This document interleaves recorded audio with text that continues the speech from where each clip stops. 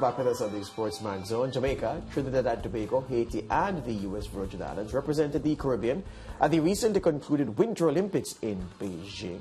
Of course, unsurprisingly, the region didn't win a medal at the Games, but there is still a sense of pride in the athletes from the tropics qualifying for the Winter Games. However, that participation comes at a significant cost, and many of the regions, federations, and athletes find it increasingly difficult to find the funds for equipment, travel, race fees, coaches' salaries, among many other things. The list goes on. On Monday, we spoke to T&T's Bobsleigh representative Axel Brown about whether the investment by a Caribbean country is worth the rewards reaped on the Winter Olympic stage.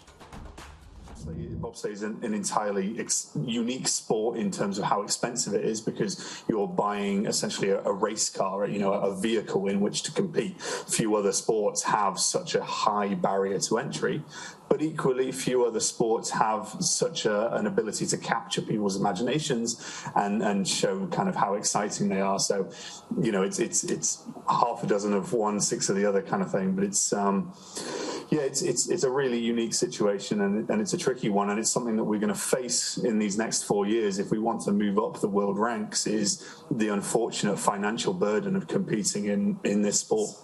Well, of course, I'm going to be biased, but in my opinion, worth so much, and arguably more than the pure financial aspect, which, is a lot, granted, but the positive rewards that we could get from that are also, I think, way more than the financial burden. You look at the cost of other, kind of community things. Well, what's the cost on inspiring a new generation of kids to think beyond what they thought was possible previously? You look at a kid and show them a bobsleigh and they're people that are like them being represented in a Winter Olympics, and showing them that that's possible. That's Axel Brown from T&T. Now, as we continue the discussion with various stakeholders from across the Caribbean, we'll speak now with Chris Stokes. Chris is the chairman and the CEO of the Jamaica Bobsleigh and Skeleton Federation. He's part of history, the historic Jamaica Bobsleigh team that represented the country at the Calgary Winter Games in 1988. Proper to say, the storied Jamaican team from the 1988 Calgary Olympics. Chris, welcome to the Sportsman Zone. Good to see you here. Good to see you too. Thank you very much for having me, and a very interesting topic you have here. Excellent.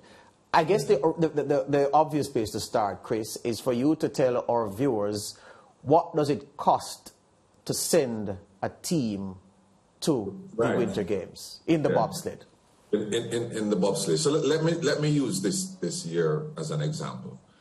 Our operating budget this year was $300,000 US, which is not unusual. We did not go the entire team did not go to Europe for any substantial part of the qualification races. We did not go to Asia for any part of the qualification races. So you're looking at about $300,000 US there. And then we had a budget of close to $600,000 US for equipment. We ended up funding about $200,000 of that. But it's important that you keep in mind that, for example, Canada, Germany, both of whom medaled in the four-man event, would have spent 10 times that, literally 10 times that. The US would have spent even more that. So even though it's in our world, it's a lot of money, it is dwarfed in the world of bobsleigh.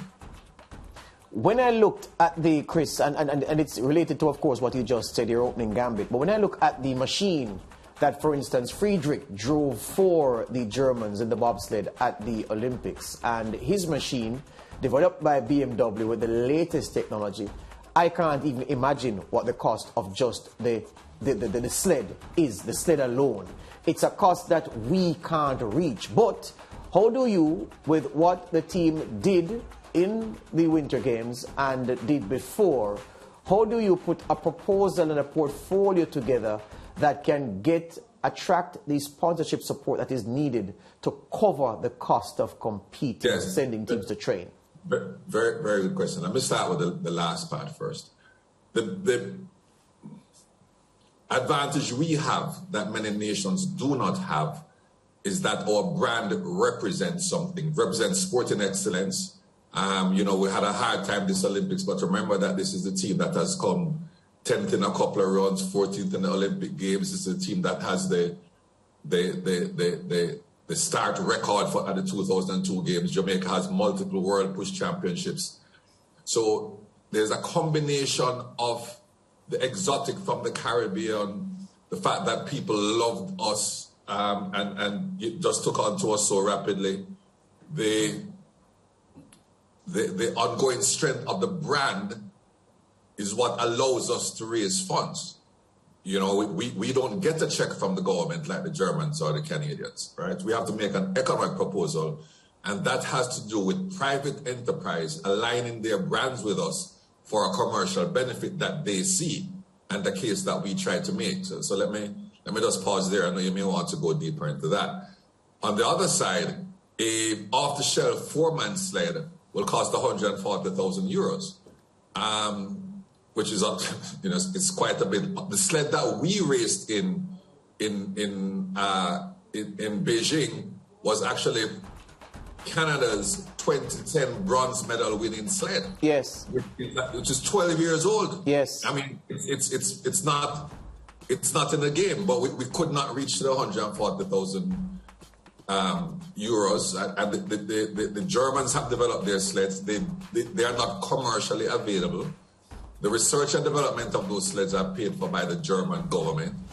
And frankly, I sit at the table, the leadership table of the International Federation, and it is an issue. So, for example, this year, for the first time, the monobobs that we qualified for as well had a standard piece of equipment. Now, people still did the changes and whatever. But if you look at the table, you'll recognize that the results in the monobob did not have a single German. And Germany dominated every other event. So that suggests some things around initiatives that could be taken to moderate the cost of equipment, which is important to the long-term survival of the sport.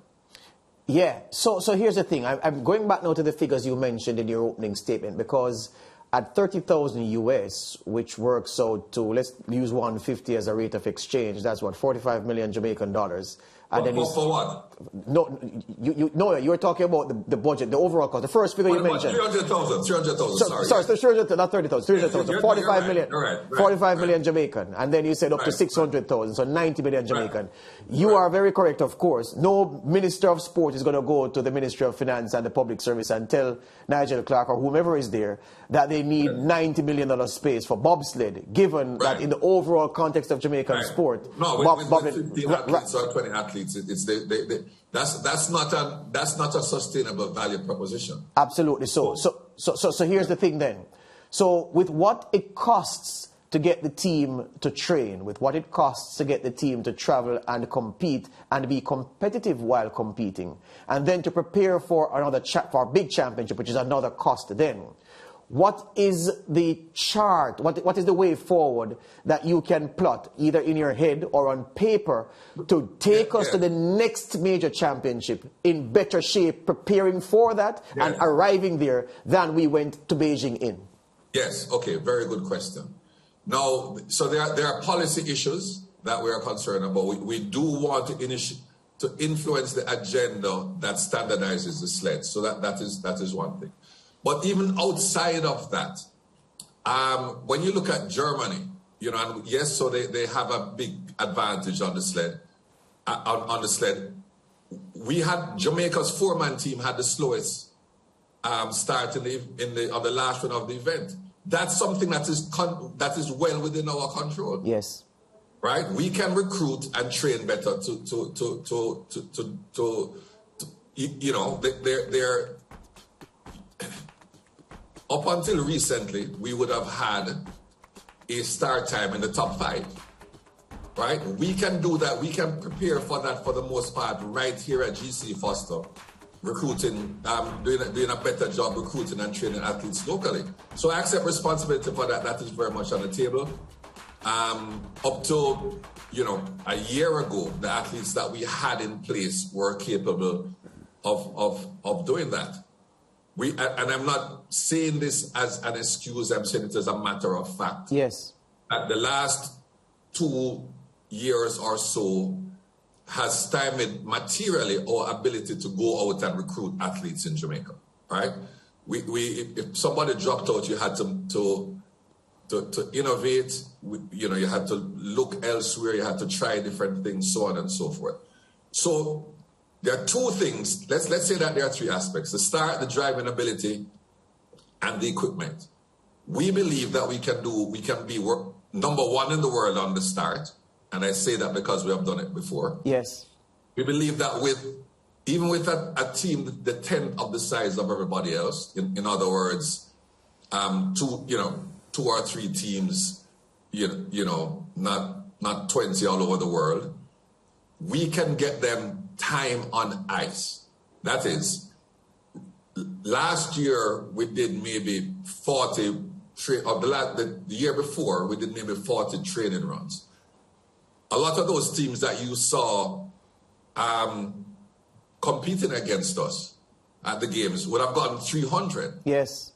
Again, we feel that through partnerships that we may have with, for example, Lake Placid or Park City, Utah, a deal now that we're working out with the track at Beijing, that we can get 300 runs.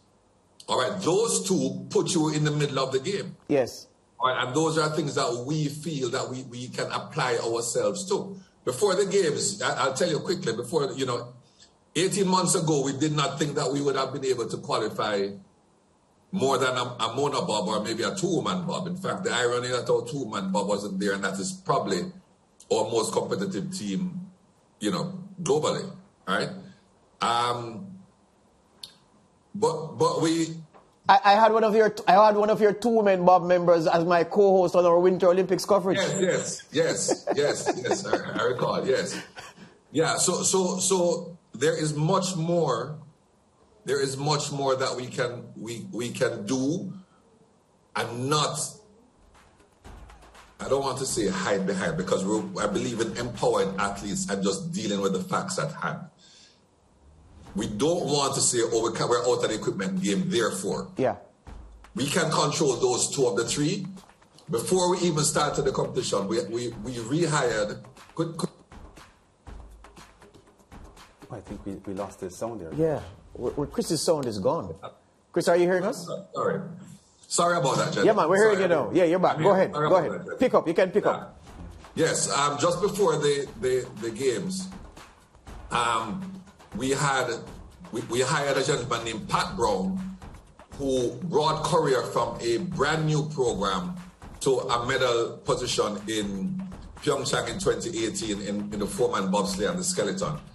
And even before we had any clear idea as to whether or not we would have qualified for 2022, we started the program of recruiting top 10 world-class athletes with an eye to 2026 and 2030. It takes 6 to 8 years to develop a world-class pilot. Shan, who you saw the other day, hasn't had 3 full seasons under his belt. So while the cost, and by the way, the recruiting and the time on ice is not inexpensive either. The issue is the sled equipment, the sled cost is inaccessible, and therefore it's something that we have to take another approach to deal with, right? So in a very real sense, we have evidence that we have the athletic ability right here. You will see us with a recruiting program starting in April going through June, to unearth the ability, the talent, the speed, strength, ability right here. Weightlifters, throwers in particular, people make the mistake of thinking that sprinters will necessarily be good bobsleigh pushers. It doesn't work that way. So my short point is there are 3 things that we need to be good at. We think that we can master 2, and we work on the third one either through a specific sponsorship or through leveling the playing field. Because when you have a country like the US that spends millions and millions of dollars on a program and then comes home without a male bobsleigh medal, believe me, I talked to the president, he's under pressure. Mm-hmm. He's under tremendous pressure. right? Canada went there expecting 6 medals and came back with 2. They're under pressure because they're spending millions of dollars. Yeah. You know, but it is not. It up until now, it's a sport that's dominated by the Germans, and people want to say the equipment. But let me say this, and I think it's important to say, because I don't want my athletes, I worry when my athletes start to tell me if I had better equipment, I would do better, because it becomes an escape. And I haven't heard it, so I don't want to. I've heard it to the extent that it is a fact, but I haven't heard it to the extent where it is offered as an excuse, and that is what I don't want to hear. Yes. And let me tell you why. So the Germans have the best sleds by far, but they also had the start record. They've also done more runs on more tracks than anybody else. Yes. Right? So you have to respect that, you know, and you have to give that credit. So I really believe still that with the emphasis we have on development, with the opportunity to recruit that we have not had in the last 2 years for obvious reasons, that we will start to rebuild a program that at the very least, any difference between ourselves and the top 5 teams can be explained by the equipment and not by the fact that we're starting a 10th off, you know, which is not acceptable, or we're doing 100 runs for the year and not 300, you know. So we continue with these these initiatives. We are not discouraged. We were pleasantly surprised. There are many, you know, there are 50 countries in bobsleigh. 19 went in the 2-man. You know, so we were. It's an outstanding achievement. The return on our investment is probably more than anybody else in that field. You know, I had the sled right before us, for example, in the 4-man event was Italy. Italy has hosted any number of Olympic Games. They have a track and they have a brand new sled. Yeah. Right? Yeah. But we are here because, and this is the story of Jamaica bobsleigh. Yeah. Where you are from and what you have is less important than the attitude you take to the sport, and we want to continue to deliver on that message. We're out of time, Chris. There's only space for, well, there isn't time for me to ask, but I'm still going to ask you. So when you look at where we are overall and where we've come from 88, do you think that very soon, if we can build from where we are now, the novelty factor of, oh, there's a Jamaican bobsled team will translate to, oh, there is a Jamaican bobsled team that can threaten the big boys if they don't get it right? Yes, and we have been there. Remember, we have been there before. At the start record, and you know, you remember, you know, some time ago in '94, we are 14th in the game, including the US, Italy, Switzerland. We had the start record in 2002. People forget that they changed the qualification rules quite a bit for 2006. So it didn't qualify in 2006 and 2010. We had to be building a program, building quality athletes.